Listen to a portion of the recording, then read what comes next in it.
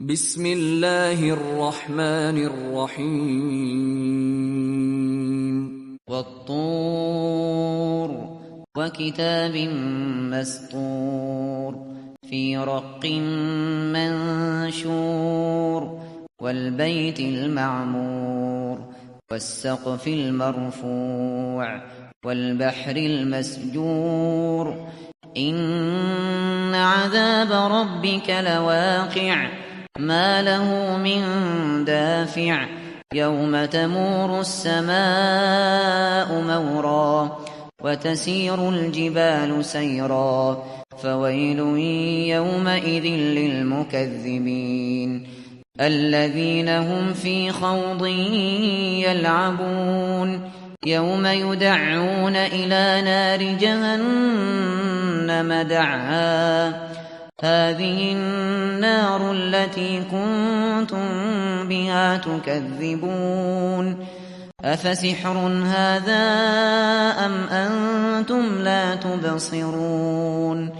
اصلوها فاصبروا أو لا تصبروا سواء عليكم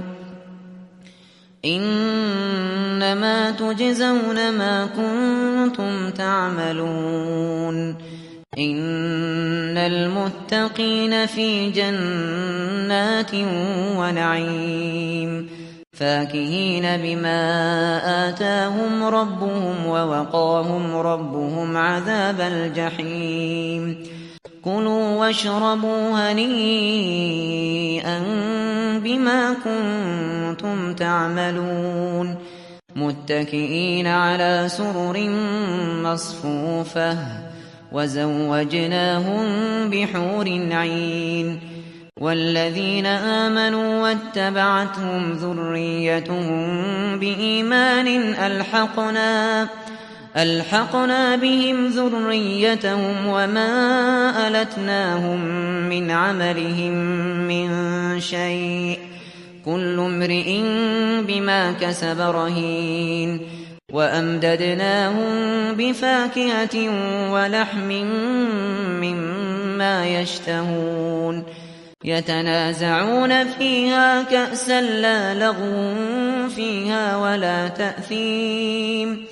ويطوف عليهم غلمان لهم كأنهم لؤلؤ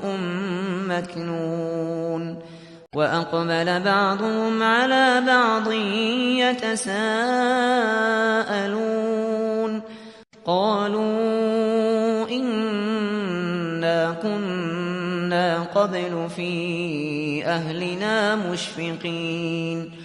فمن الله علينا ووقانا عذاب السموم إنا كنا من قبل ندعوه إنه هو البر الرحيم فذكر فما